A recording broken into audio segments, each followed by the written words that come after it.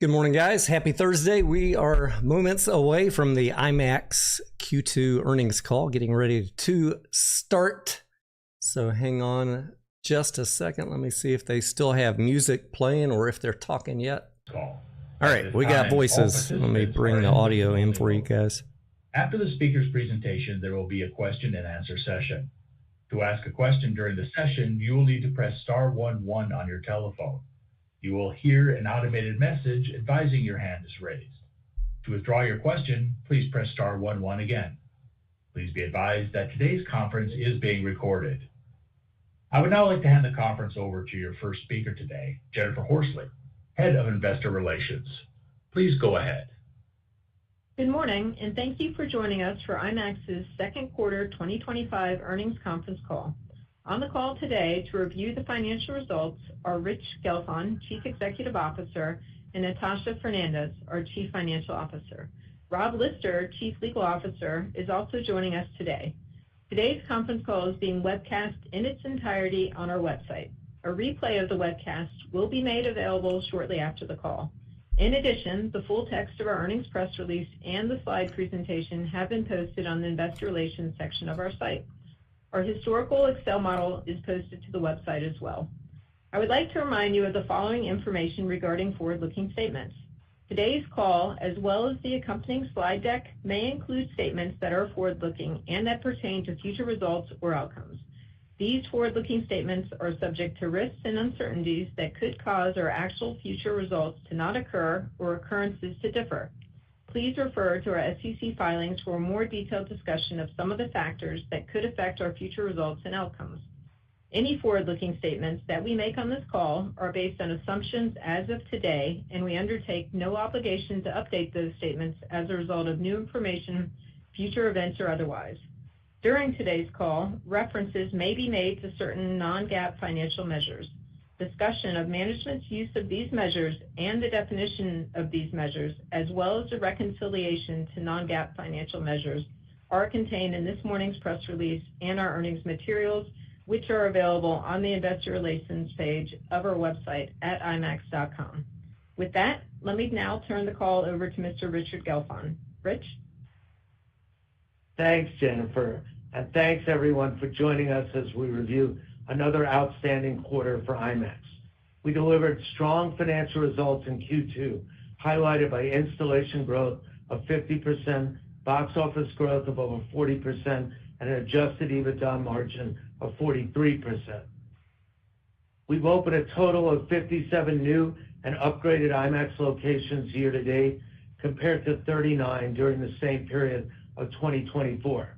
Given the demand for IMAX systems, we're moving higher in our range for full-year installations to between 150 and 160 systems worldwide. And we've now completed agreements for 124 new and upgraded IMAX systems worldwide year to date, compared to 130 in all of 2024. Q2 was our highest grossing quarter ever at the domestic box office, as we remain on track to achieve our guidance of $1.2 billion for the full year. This is a direct result of our strategy to increase our global market share, which at 3.6% of total box office on less than 1% of screens is up 19% year over year in the second quarter. And to ensure that IMAX is the platform of choice for filmmakers and studios who want to deliver the best experience for the greatest films from around the world. Coming into the second quarter, we were focused on an unprecedented run of 8 consecutive Film for IMAX releases this summer.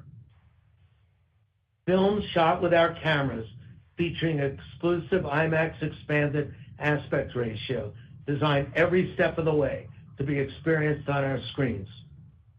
With all 7 of these films to date, we've averaged about 15% of the North American box office on opening weekend on just 400 IMAX screens, soaring as high as 20% on Mission Impossible: The Final Reckoning, Sinners, and F1. That's a feat we've only achieved 8 times in our entire history, and 3 of those milestones came in this second quarter. And with Superman, our 16% opening weekend indexing marked our highest market share ever on a domestic debut, over $100 million.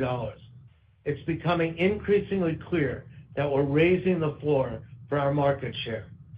10% used to be the high end of what we delivered on major tentpole releases.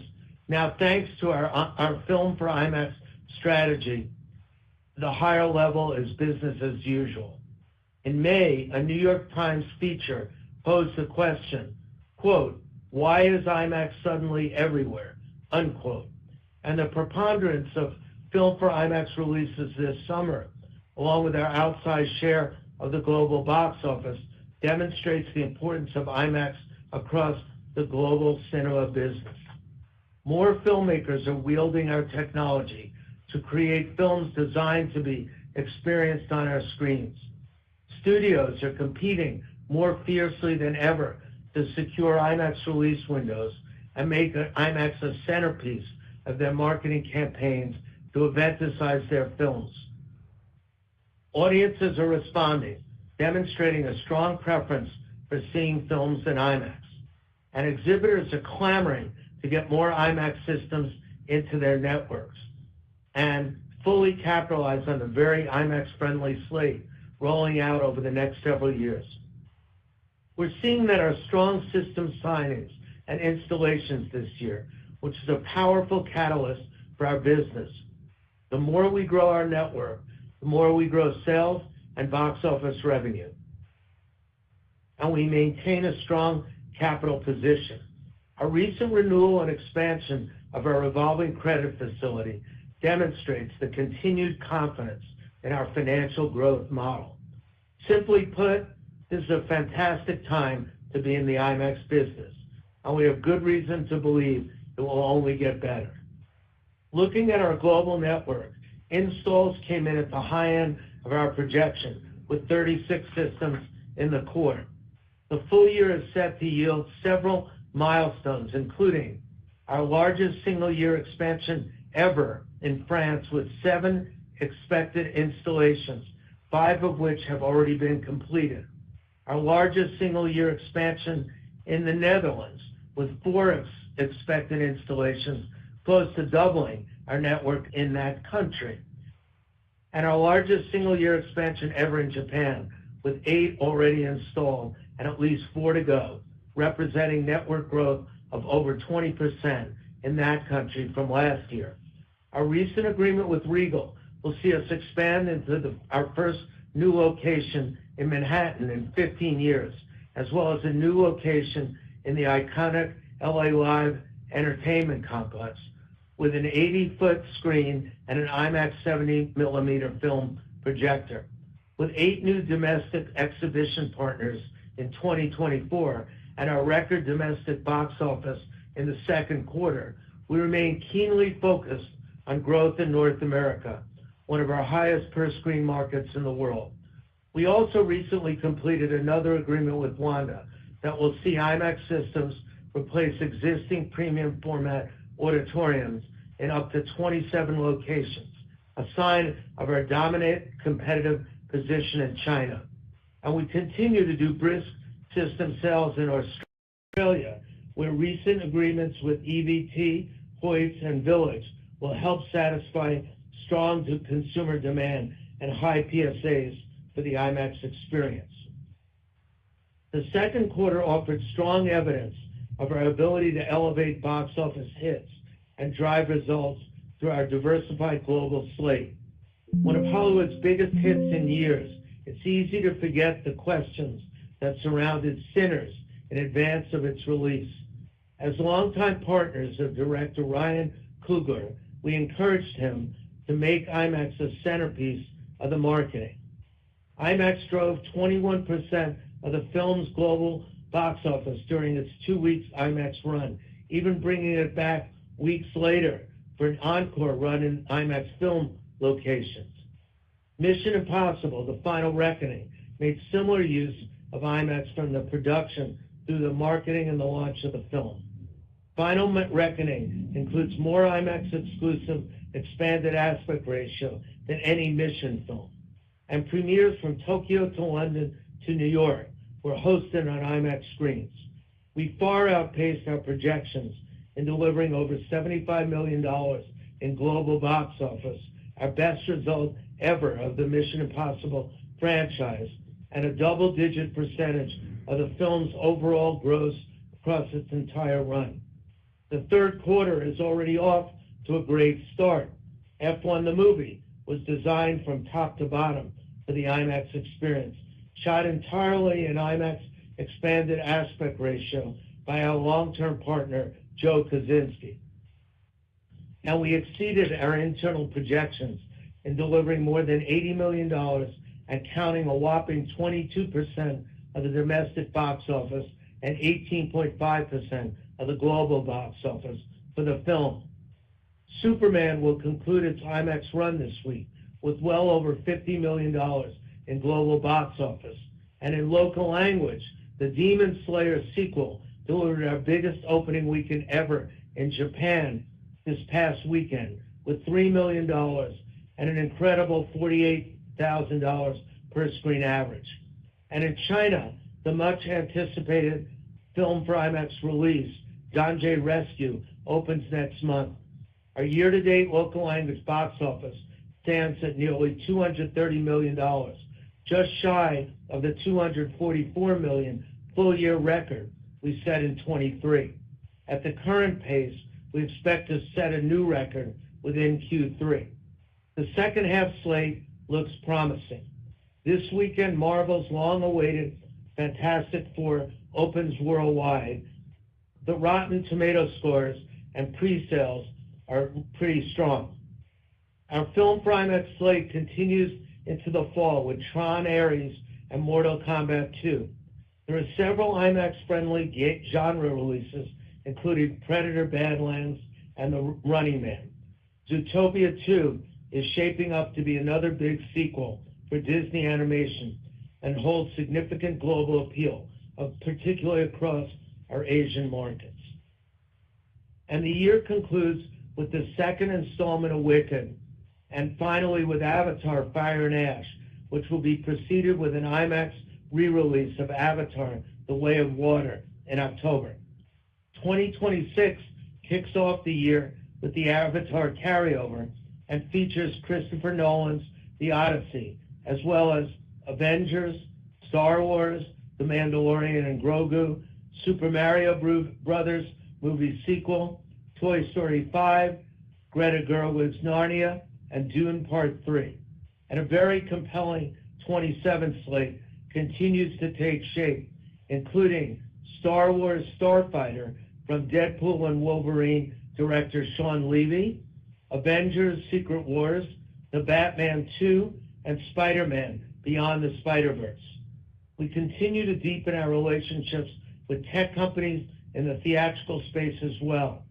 Our partnership with Apple has yielded excellent results to date on F1, and we're re-releasing F1 on August 8th. Amazon will release its first ever film for IMAX title next year with Ryan Gosling's Project Hail Mary.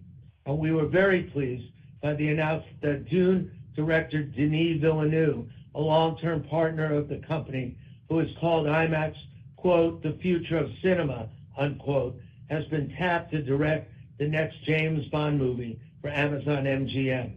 And we are working closely with Netflix on the rollout of next year's IMAX exclusive theatrical run of Narnia from Greta Gerwig. Furthermore, we continue to offer diversified content, including films for music fans, including concert documentaries for the Grateful Dead, Prince, and the Rolling Stones. To close, the fundamentals of our business are strong. The strength and impact of our brand across the entertainment landscape has reached new highs, and we have tremendous runway with a strong slate and network growth prospects ahead. And we're focused on building on our momentum to strengthen our strategic position, executing with financial discipline, continuing to provide the most immersive entertainment experience in the world, and delivering for our shareholders. Thank you. With that, I'll turn it over to Natasha. Thanks, Rich, and good morning, everyone. IMAX's second quarter demonstrated the strength of our model and the discipline of our execution. IMAX delivered another quarter of record-breaking results, driven by a 41% year-over-year increase in global box office, strong installation growth of 50%, and an adjusted EBITDA margin exceeding 42% for the second straight quarter. These results are not just numbers. We believe they reflect the scalability of our platform, the momentum in our business, and the growing demand for premium cinematic experiences. We believe we're not just outperforming the market, we're expanding it. We're attracting more audiences to choose a theatrical experience, capturing more value per screen, expanding our global footprint, and delivering consistent returns, all while maintaining a sharp focus on capital efficiency and long-term shareholder value. Our results through the first half place us on track to meet or beat guidance for the full year, including on box office, system installations now expected to be between 150 and 160 for the year, and adjusted EBITDA margin now expected to be in the low 40s. Taking a closer look at our Q2 results, overall we delivered revenues of $92 million compared to $89 million in the prior year's second quarter, and achieved gross margin in Q2 of $54 million, which grew 22% year over year. This reflects a 58% margin or over 900 basis point improvement year over year, reflecting high incremental profit flow through from the stronger box office performance along with a more profitable mix of revenues. Looking at our results at the segment level, Content Solutions revenues of $34 million reflected the significant growth in IMAX box office of over 40%, while the prior year benefited from the downstream sale of the Blue Angels documentary to Amazon. Content Solutions gross margin of $22 million increased $6 million at a 66% margin, up 2,000 basis points year over year, driven by strong incremental margins coming from the higher box office. Overall, box office outperformed the industry, resulting in Q2 global market share of 3.6% on less than 1% of screens, driven by a remarkable 5.3% share of domestic box office and 6% share of China's box office. Technology products and services revenues of $56 million was up 9% year over year, with a gross margin of $30 million, up 17% year over year, and at a 54% margin, up 360 basis points year over year, driven by growth in box office and system sales. The quarter saw strong growth in installations, 36 systems versus 24 in the prior year, which included a higher mix of sales type arrangements. Moreover, installations included 8 systems that were signed earlier this year and already installed in the second quarter of 2025. This is a good indicator of the robust demand by exhibitors to install IMAX systems in advance of the exceptional IMAX slate in 2025 and beyond. For instance, in Japan year to date, we have installed 8 new systems, increasing our network there by 15% since the beginning of the year, and domestically, our backlog of 131 systems is up 46% year over year. And the momentum for signings continues, with 28 signings in Q2 and 124 year to date. We are only halfway through the year and are close to equaling the 130 systems signed in 2024. We are seeing good geographic diversity in signings, including higher per-screen average countries such as Australia, France, the U.S., and Japan. These signings are not only replenishing, but growing our committed backlog, feeding the pipeline for future network expansion. Turning to operating expenditures, defined as research and development and selling general and administrative expenses, excluding stock-based compensation, was $30 million in the second quarter, which decreased $3 million year over year, reflecting our continued focus on gaining operational efficiencies and looking for better ways to use technology and scrutinizing work processes to find productivity opportunities. We continue to take proactive steps which led to year-to-date restructuring costs of over $840,000 to enhance operational efficiency and reduce annual costs, while optimizing IMAX's organizational structure, including eliminating redundant roles, leveraging technology for efficiency and centralizing select functions, which positively impacts both margin and OpEx.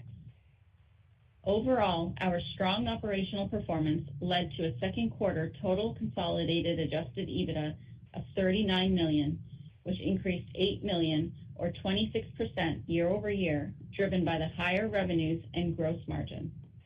This resulted in a strong adjusted EBITDA margin percentage of 42.6%, up 780 basis points year over year, and giving us a first half adjusted EBITDA margin of also 42.6%. Second quarter adjusted EPS was 26 cents, up 8 cents year over year, driven fully by strong profit growth as tax expense year over year was a headwind of 9 cents, given the tax benefit recognized as a result of the internal asset reorganization in the second quarter of 2024. Turning to cash flow in the balance sheet. Cash flow from operations continues to build and is just over $30 million through the first half, which is up 25% from the prior year period. A very good first 6 months considering the cash flow has yet to capture collections on the larger box office titles this year, and cash expenses around compensation and events tends to be first half weighted. We expect cash flows to continue to grow, and similar to total adjusted EBITDA, the dynamics of cash flow are quite positive as box office expands, leading to incrementality, particularly considering the cash flow characteristics of our joint revenue sharing arrangements, where the capital expenditure is at the beginning of an average 10-year contract term. Turning to investing cash flows, we continue to prioritize use of our available capital to invest in the business, including $15 million spent on growth CapEx in the first half related to partnering with exhibitor customers to grow and upgrade the IMAX network through joint revenue sharing arrangements. This represents an attractive return on investment opportunity as numerous large partners, including AMC, Wanda, and Regal, are ramping up investment in IMAX as they upgrade their complexes, including bringing IMAX in to replace other premium formats as they look to capture more of the market share gains IMAX is delivering through our Film for IMAX program. We are also making progress strengthening further our capital structure with a significant announcement last week of our amended and enlarged credit facility, which we expanded from $300 million to $375 million with a term that extends into 2030 and at an approved borrowing rate. This is a very positive development that not only increases our liquidity and strengthens our capital structure, but also reflects the recognition of the momentum in our business, long-term trajectory, and support from our banking partners. Included in our capital structure is $230 million of debt from our convertible senior notes due in April 2026 that bear an interest rate of 0.5% per annum with a capped call leading to a $37 per share conversion price. With our strong liquidity position and available facilities, we have the ability to be opportunistic as we assess the timing of when to address these notes and the nature of the instrument, whether that be our revolver or through new notes. Our capital position remains very strong with cash at $109 million. Debt excluding deferred financing costs was $280 million, and our current available liquidity is approximately $490 million. In conclusion, our team is executing well, and our first half of the year exceeded our expectations on all of our guidance measures: IMAX box office, installations, and adjusted EBITDA margin. We are focused on execution, and the second half has started off strong with July box office pacing to one of our highest Julys on record, driven by the mix of Hollywood and local language blockbusters, including the standout performance of F1 and Superman runs, as well as the record Japan opening of Demon Slayer this past weekend, and several larger budget local language titles in China and other countries, along with our first German and Brazil titles later in this year. And looking beyond 2025, there is good visibility into IMAX's future installations as we have a significant and replenishing backlog with a clear path to years of network growth as IMAX location zones are less than 50% penetrated globally, with potential for even more zones to be added to our addressable market. Similarly, the demand to secure an IMAX release window continues to grow, resulting in filmmakers and studios building deeper and earlier partnerships. This is affording us a clear view into IMAX's film slate for 2026 and beyond. In short, the model is working. Filmmakers and studios are partnering with IMAX to deliver the best movie experience. Consumers are noticing and choosing IMAX. Exhibitors are looking to meet that demand by adding more IMAX systems to their circuits, and it's translating to growth and expanding margins, profits, and cash flows for IMAX. That in turn will generate greater shareholder returns now and into the future. With that, I will turn the call over to the operator for Q&A. Thank you. At this time, we will conduct a question and answer session. As a reminder, to ask your question, you will need to press star 11 on your telephone and wait for your name to be announced. To withdraw your question, please press star 11 again. Please stand by while we compile the Q&A roster. Our first question comes from Omar Mejias with Wells Fargo. Your line is now open. Good morning, and thanks for the question. Maybe first, Rich, given the strong demand for IMAX slots from studios and filmmakers, do you see a future where all or almost all films you play across your circuit are film for IMAX films? Just curious on how you see the evolution of the number of film for IMAX movies across your network. I don't think it'll evolve to that point, Omar. We want to make film for IMAX something really special, including, the right kind of content, the right visual, the right sound. So there are certain movies, while, they might be really good movies, they just don't demand that kind of treatment. And as you know, when it's a film for IMAX, it gets a 2-week minimum run. And I just don't think that all the movies will be suitable for a 2-week run. As you know, the slots are what's really valuable, like the IMAX playtime.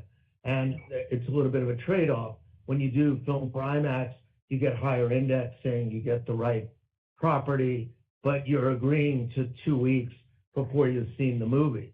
However, obviously, as this quarter shows, the results were so strong, the indexing was so strong. So, just to give you a sense, in 2026, we already have 9 film for IMAX titles.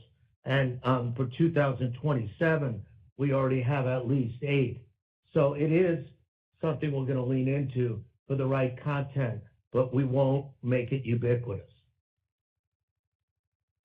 No, that's very helpful. And maybe switching to some recent media reports that have been stating that U.S. theater chains are under talks about jointly marketing their PLF screens to better compete with the growing influence of IMAX. Do you view this as a competitive threat to your business or more of an opportunity to partner with U.S. exhibitors and potentially work together and grow the pie? Just curious on your thoughts on that. Yeah, so Omar, we've indexed an average of 15% on our FFI films this year on opening weekend, and more than 20% on 3 of them. That's a real aha moment for exhibitors who haven't been in the IMAX business before, and they're kind of scurrying to come up with a strategy. A lot of people have tried to create competitors to IMAX over the years, but the fact is that our brand and relationships with filmmakers are unmatched, and our technology is superior, and audiences know it. 2 of the 3 exhibitors mentioned in the story you're referring to have told us that they're not part of any discussions. We just signed a renewal for 40 locations with Regal and are opening new locations with them in LA and New York City.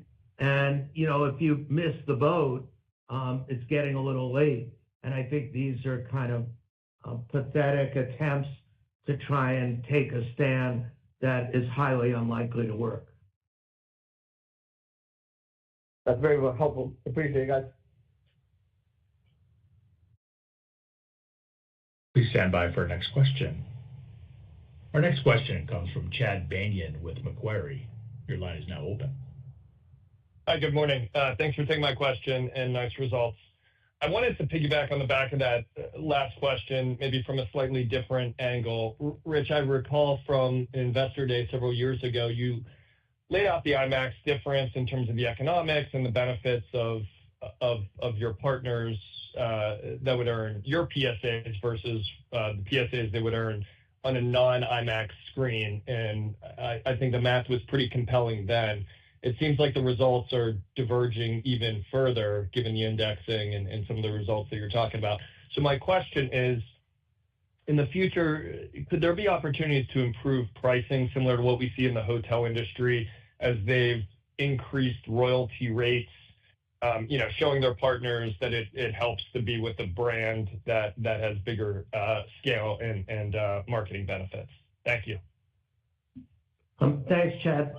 I would say it definitely, gives IMAX a stronger hand in our negotiations with the content providers, whether it's studio or live content.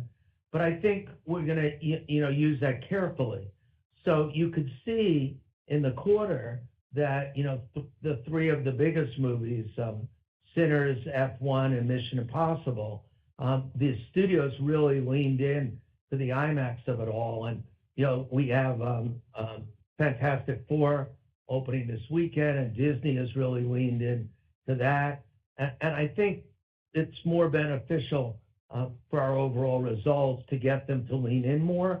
And when people ask, do a film for IMAX release, or they want extra time in IMAX, we've really used our negotiating style to look for things like IMAX premieres, IMAX tagging, the filmmakers getting more involved in the shout-outs, which has really been happening. And I think it's a dangerous game to get into kind of different pricing for different movies. I think you send signals that audiences will get, that studios want to give, don't want to give.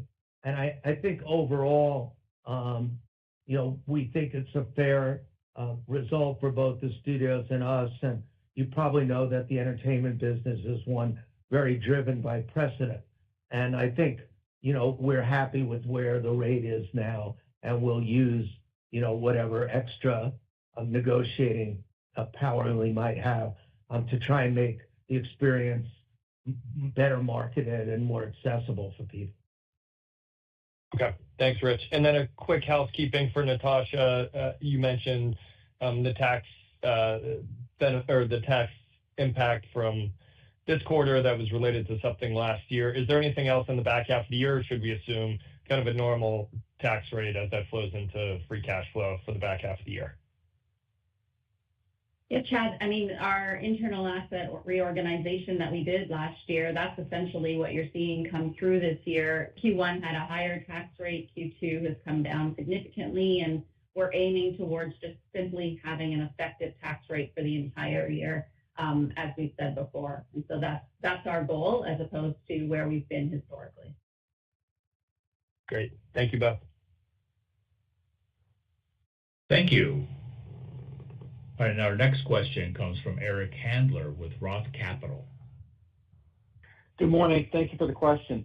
Rich, a big picture question for you. As you think about your ultimate product mix between Hollywood movies, local language, alternative content, where are you with alternative content in the number of events that you're doing a year? How are you seeing the average revenue per event scale higher? Just the opportunities there with those, and where would you like to see the local language percentage be for overall box office as well? Yeah, so far, Eric, this year, our percentage of local language content is around 40%, which is much higher than historically. It's been closer to around 20 in the prior couple of years, but obviously Ne Zha 2 distorted that to the upside a little bit. But if you think about that, look at the North American exhibitors, for example, it's close to zero, their percentage for local language content.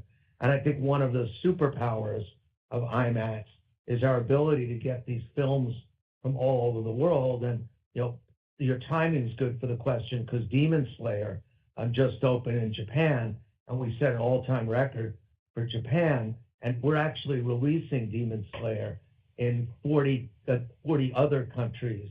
And the last Demon Slayer did $30 million, and this one is a broader release pattern than the last one. So local language is a really important part of our diversity of content.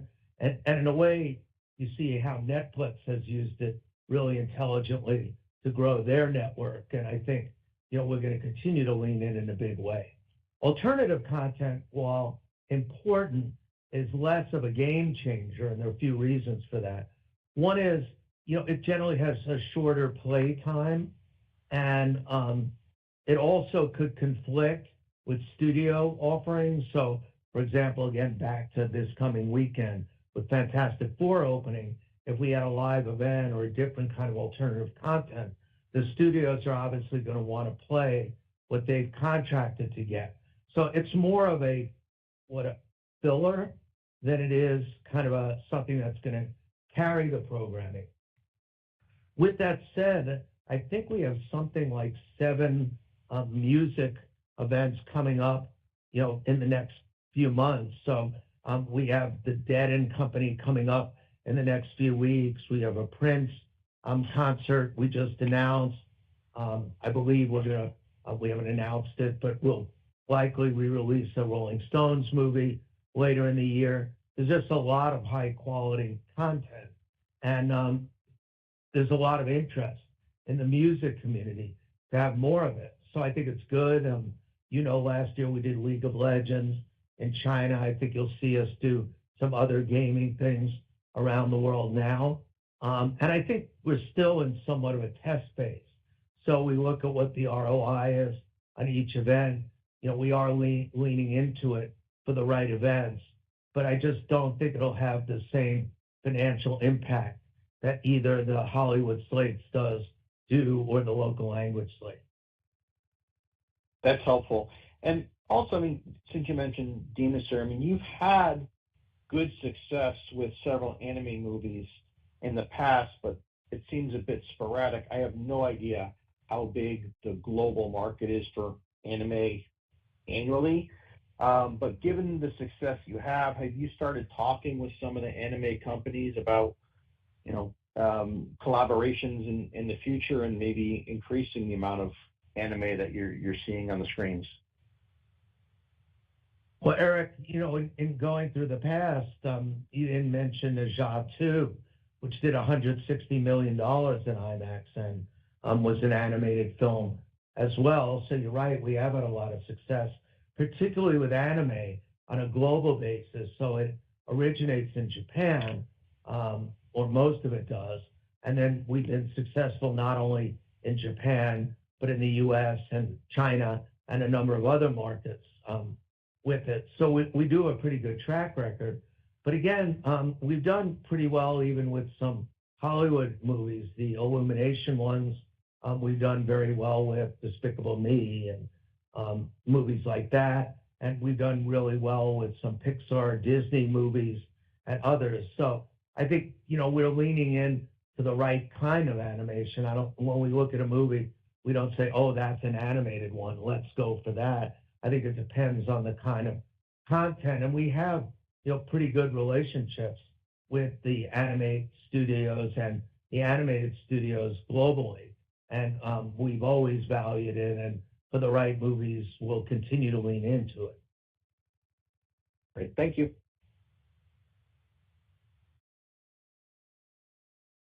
Thank you.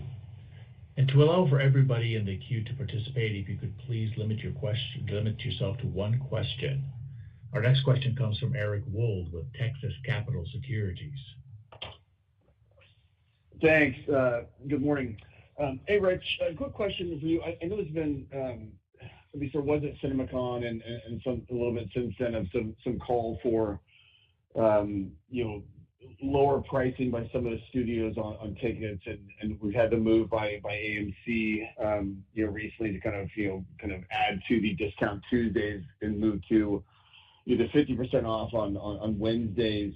Just want to get your thoughts on what you think that could do kind of for IMAX going forward. I think it's early. I know that their 50% just went into effect at the start of this month or on the 9th of July. But do you think moving to lower pricing, if that becomes kind of more the norm midweek across the board, not just with AMC, but with more of your exhibitor partners, does that give more of an incentive to maybe that cohort of moviegoers that may have been more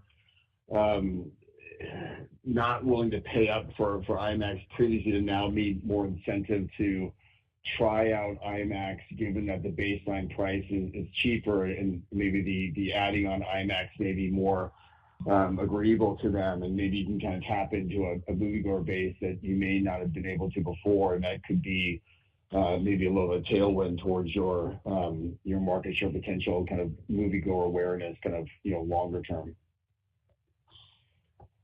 So, Eric, I think the IMAX consumer over the years has shown that it's willing to pay a premium price for a premium experience. And look at this year right now. I mean, I know we reported the quarter, but our business has been extremely strong since then.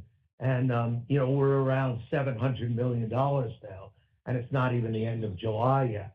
So I think our pricing formula is working pretty well for us. And especially another example I would give you is that, as you know, the Odyssey tickets went on sale for certain of the film theaters. And this is for a movie that's opening a year from now. And especially film is something that the exhibitors don't really like to discount. And it virtually sold out, within 24 hours, in some cases, much shorter time than that, minutes. So I just don't think that the premise that lower prices, or that, I'll rephrase it, I don't think the price we charge is keeping people away. I think people recognize it's a premium experience and they're willing to pay for it. And, you look at analogies such as, sports ticketing or concert ticketing or, other kinds of entertainment. And I think the trends go the other way. I understand why the exhibitors do it. They have huge capacity. And in fact, in certain cities, probably overbuilt. And I think they're competing, with other exhibitors for traffic in those markets. And that's what's driving rethinking the discount days. But IMAX has exclusivity zones. We have IMAX Film. We have filmmakers leaning in. Extra costs in making an IMAX film, and I just don't think discounting is likely to change the dynamic.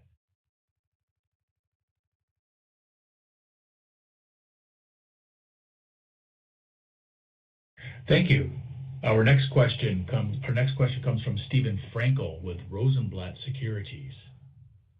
Good morning, Rich. I want to go back quickly to the alternative content discussion. You had wired a group of theaters for live events. Maybe give us an update on how many are able to do that today, and do you have plans to grow that network any further? So we wired, I don't remember exactly the number, it's around 200 theaters, I think a little bit more, because that was the way to distribute alternative content. Since we acquired SSIMWAVE using their technology, we came up with an alternative way to deliver alternative content. And that way is by streaming. And it's a much more cost-effective way than wiring it. You don't have the upfront costs of having, to put all that, put the special cabling in. And in fact, for the event we did in China, around the League of Legends, that was a completely streamed event, and we did over 150 theaters, and we were able to put that together really quickly, and that one virtually sold out at a higher price. So it's a long way of saying I think we are going to do it for more theaters, but I don't think we'll have to put up the capital like we did at the beginning, because we were able to find a more cost-effective way of doing it. And I think you'll see the base expanding, but not with a large cost associated with it. Great. Thank you.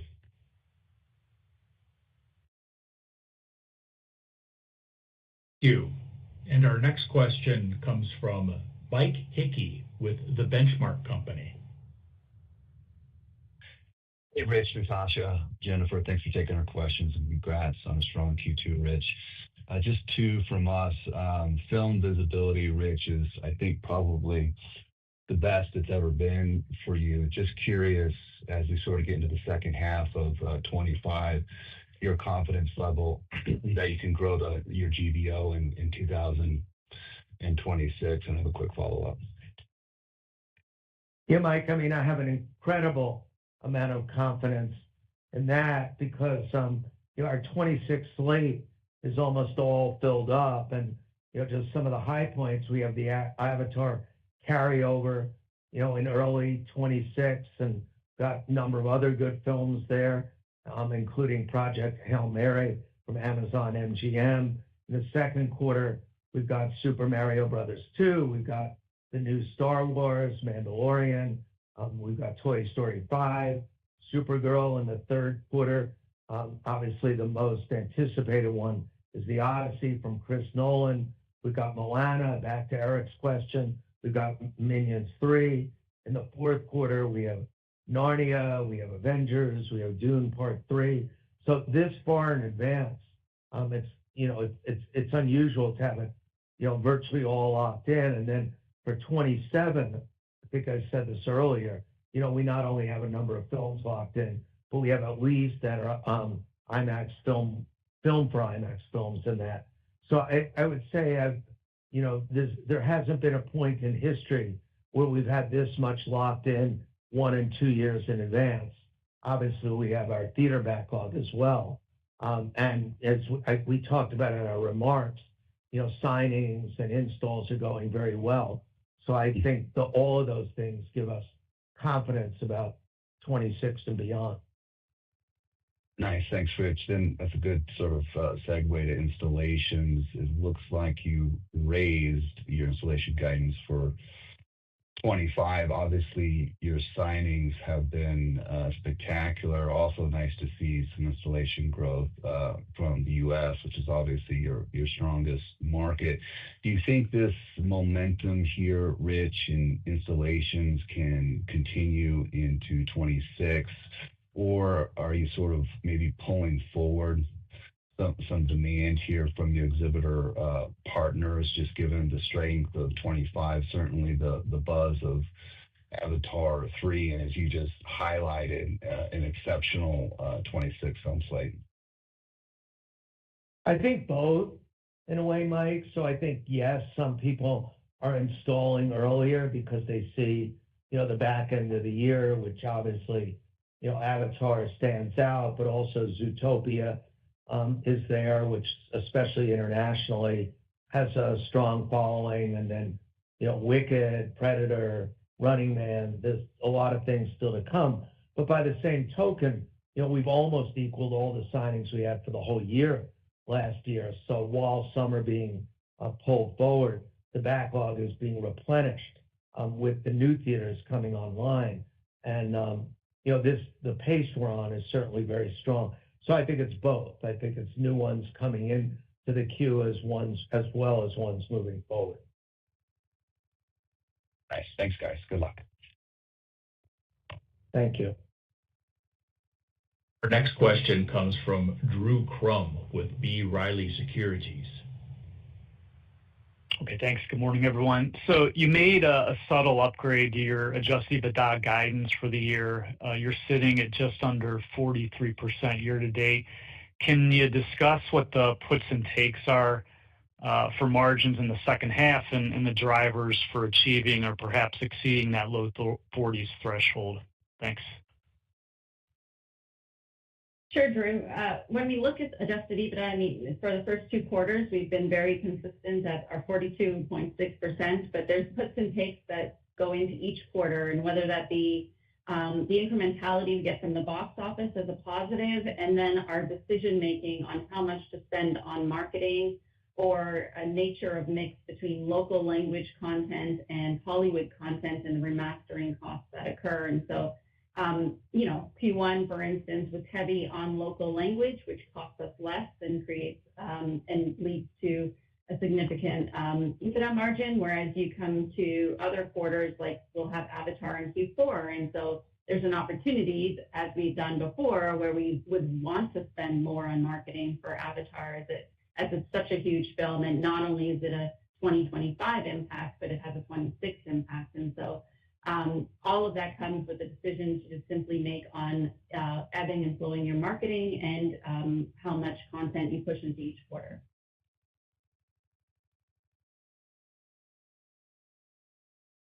Thank you. And our next question comes from David Karnovsky with JP Morgan. All right, thanks. Rich, maybe I'll just go back and ask one more about kind of the press report last week on the PLF.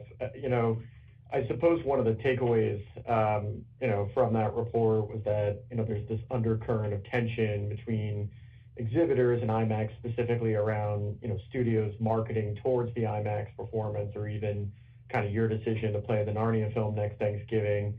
I just want to give you a chance, to respond. Is that a fair assessment, and kind of how would you gauge your relationship with the kind of domestic exhibitor community currently? Thanks. I think it's excellent. Our biggest client, AMC, just signed a deal with us for additional theaters, including a bunch of new ones, and they're leaning in. And, I talked to Adam Aaron after that story ran to get his perspective, and he basically felt that it was remote that any consortium was going to be put together in any way, and he certainly said he had zero interest in that. We also spoke with a number of the other big exhibitors that were, in North America, and they reassured us that they're either in the IMAX business or want to be in the IMAX business. Regal just signed a big deal for us, 30 or 40 theaters. So I think it's really good. I mean, how could it not be good? I mean, first of all, look at AMC's market share as everybody reports this week, and their market share is going to be excellent because they're in the IMAX business. And I think, look at the box office that we brought in for our partners. So I think what the story did was it, found people who aren't in the IMAX business. And obviously, if you were losing market share and losing money, you would be disgruntled.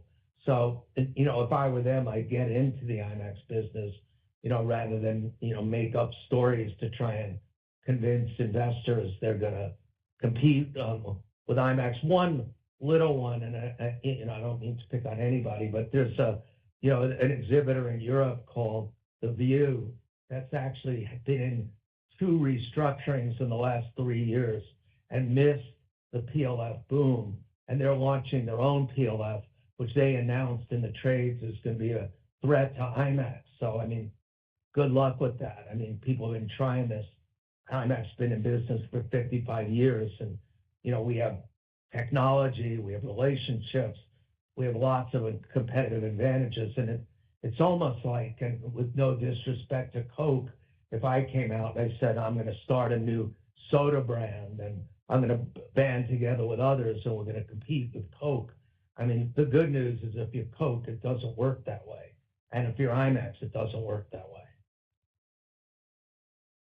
Thank you, Rich.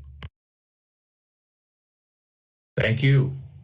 And our next question comes from Patrick Scholl with Barrington Research.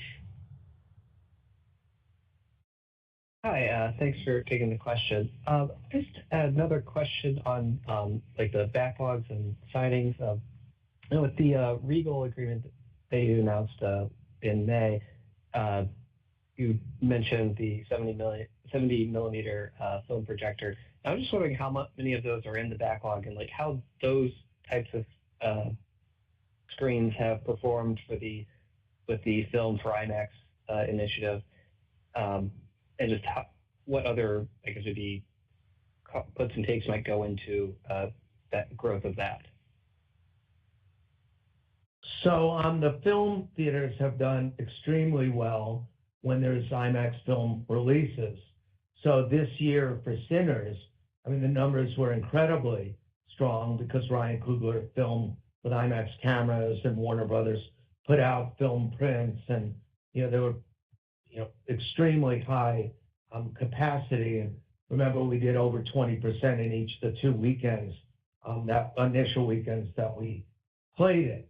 So, and obviously Oppenheimer last year, we all know, how that movie performed very good. And I mentioned the pre-sales on pre-ticket sales for Odyssey. So we're always looking for, now we don't produce new film projectors because it's an older technology. And even though it brings in a lot of audiences, there are costs associated with it. However, we've been scouring the globe, and I do think for Odyssey we'll have more film theaters than we had for the last film release, Sinners, or Nolan's last movie, Oppenheimer. So we're trying to address that issue, but there's a limited supply, and the economics are terrific around it. Okay, thank you.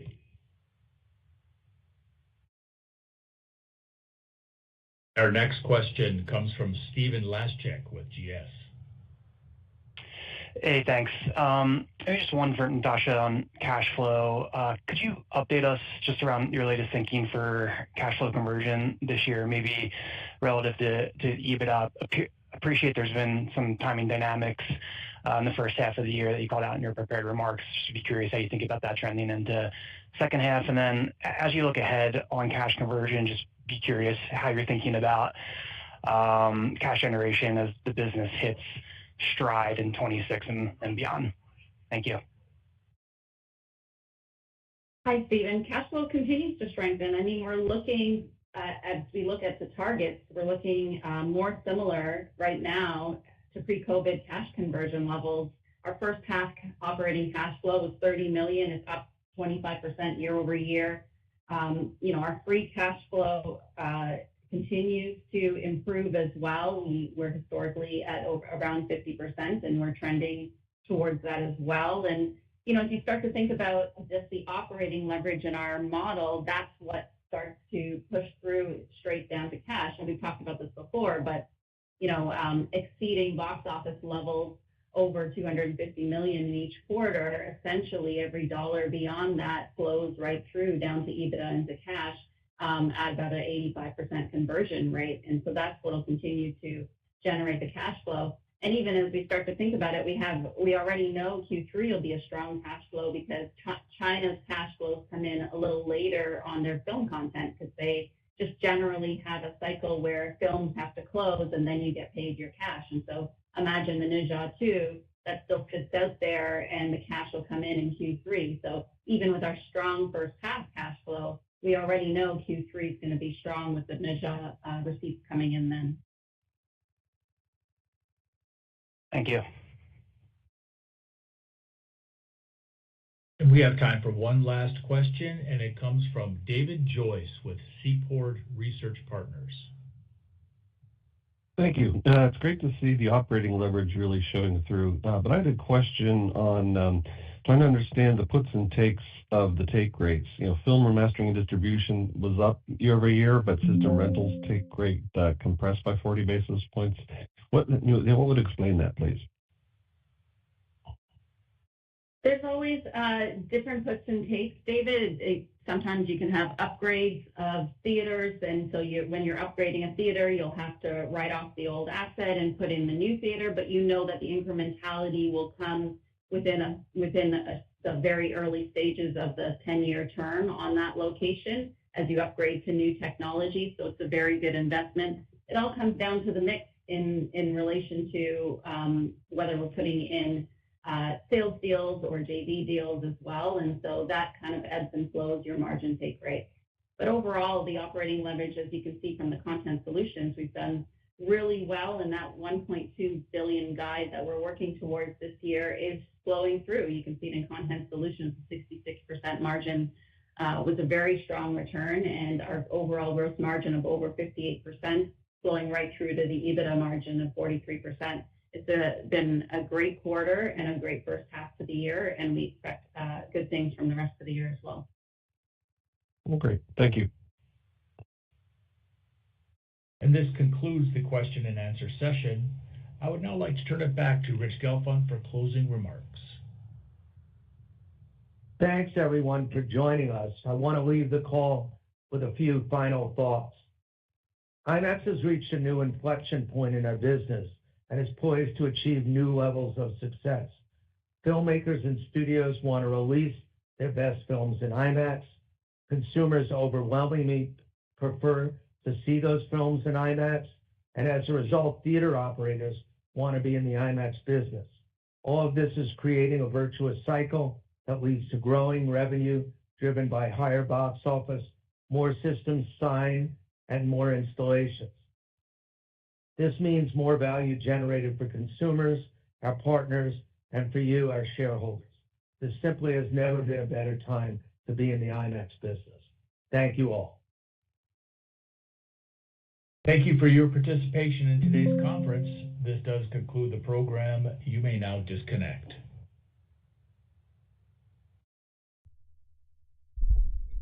All right, I will be putting together, for those of you that joined in late or don't enjoy listening to an hour's worth of presentation and questions, I'll put together a brief summary video and hopefully get that out later today on the IMAX Q2 earnings. Things are looking good at IMAX. Very positive expectations into the end of this year and into 2026 and 2027 as audiences continue to show preference for premium large format films. And we got a good slate coming up for PLF into the next 24 months that we have visibility into. I see a couple of questions about AMC. Someone's asking, why don't the analysts show up for AMC's calls? Yeah, wasn't there one recently where there were no analyst questions? We have IMAX, we got Cinemark, we got Marcus Corp. I think all of those happen before AMC finally has their call. And maybe the analysts have all their industry specific questions answered by then and they're just off doing other stuff by the time AMC has their call. I am curious with the July debt restructuring and that just happened and the prospect of a shareholder vote in December, if there will be any analyst questions related to that this quarter coming up, first week of August, whenever AMC has their call, which to my knowledge is not scheduled yet, but I keep on looking for an announcement every day.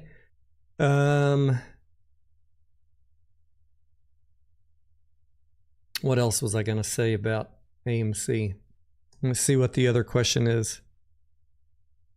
Do you think they will dilute or reverse split? I don't know.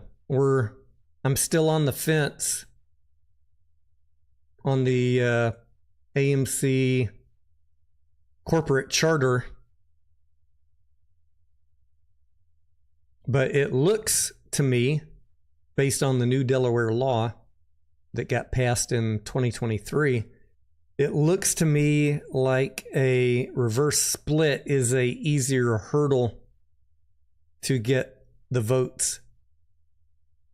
Easier than just asking for more shares. What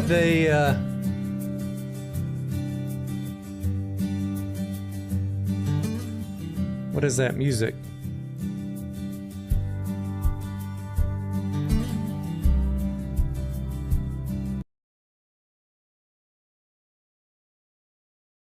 All right, I guess it was something from one of my IMAX screens up there on the top monitor. What was I saying? Oh, reverse split or asking for more shares.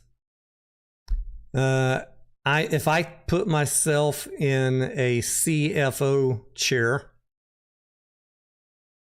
I would want the vote that would get me the highest chance of getting a pass. And I would prefer, if I need to have to raise money, to do it at, say, $20, $15, $20, $30 instead of $340, $250. So I don't know. I'm kind of thinking that they'll ask for reverse split, but I don't know. They are obviously going to run into opposition, anger, all of the things we saw in 2023. If that is the case, and I guess we'll just have to wait when we get the proxy in October. We will have to wait and see what they decide. And then we'll have a couple months to discuss. My hope is, regarding AMC, that they're just asking for access to more capital, but they don't need to really pull the trigger on it. But that's going to depend on box office, right? And AMC's cash plans, how they plan to spend their cash. So I will be listening to management in the upcoming next 2 calls, and we'll see what they have to say. And then we'll be watching in October for the proxy. Sparky says they should have to ask for shares if they don't sell any. Just the bank remainder of the convert issue. Yeah, if they ask for more shares right now, let's assume that the box office grows and that the company gets cash flow positive and net income positive. The only real reason they should need shares is to deal with the convertible notes that were structured into the July deal. That right now, those new converts don't have shares attached to them. And if shareholders don't approve access to more shares so that they have an option to convert, then AMC is going to pay a penalty on interest rate.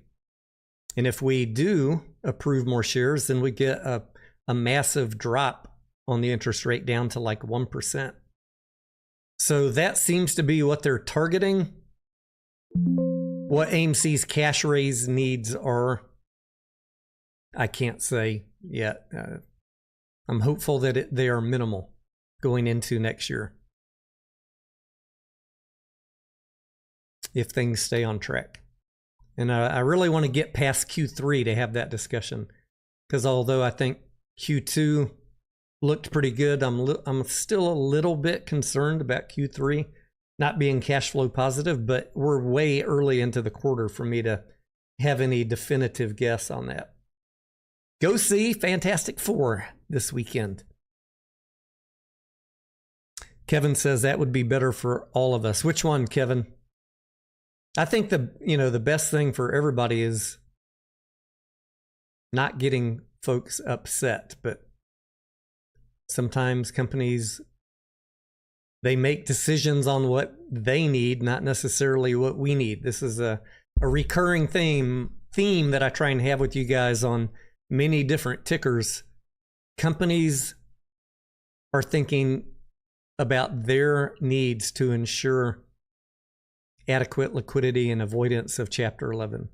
And it may not always align with our needs. So like we said back in 2023, you got to understand what their motivations are, and then you can decide your plan to buy, hold, or sell once you understand their motivations and what they're communicating that they are likely to do. If you don't like what they're doing, there's nobody saying you have to hold through it. I exited the play in 2023. Many people decided to hold and got smashed. There's always opportunities. What you do with the timing of corporate actions is up to you. Sparky's comment. Okay, thank you for clarifying, Kevin. Yeah, Sparky says, I don't get how they can have outstanding convert bonds and no shares. It seems to me, Sparky, just to finish up on your comment, I believe that the company thinks, whatever option they present as a vote for shareholders in December, I think that the company thinks they will get a positive vote, but both the company and the lenders have written into the July debt restructuring some options where they will, what's the right word that I'm looking for? They have covered all their bases in case the vote doesn't go the way that they hope. Then the lenders are still going to get taken care of by receiving a higher interest rate. And that ultimately hurts everybody from a shareholder base. I mean, I'm not thrilled about a 17% penalty interest rate.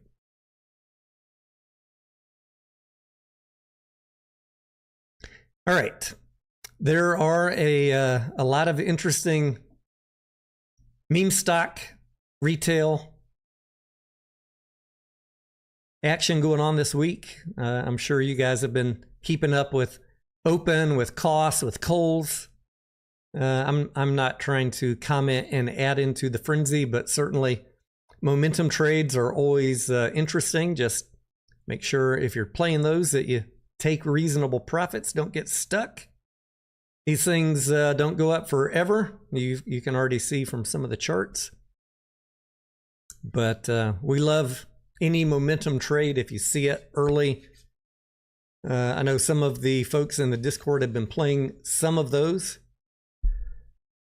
Another ticker that I'm going to have a video coming up on maybe today. I've already been talking about it in the Discord for a month, and some updates yesterday is something rare for me, a OTC play, Railtown, RLAIF.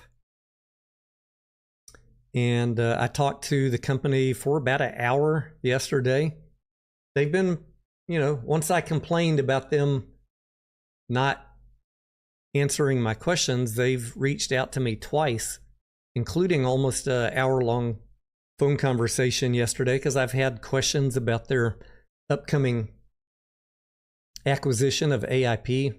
I have questions because I like to understand my risk, much to the anger of people promoting RLAIF. How dare you ask questions, Tony? Just pile in. I don't pile into non-revenue companies, even though AI is exciting and an acquisition potential is certainly exciting. I think I have valid questions, and Railtown gave me a lot of positive feedback yesterday, thanking me for the coverage and for asking intelligent questions. And they gave me the most insight they could into their process of how they generate revenue and expand into this AI. The interest in AI that's going on out there. They gave me a lot of insight into their thought process over the last couple of years. So I appreciate them taking the time to do that. And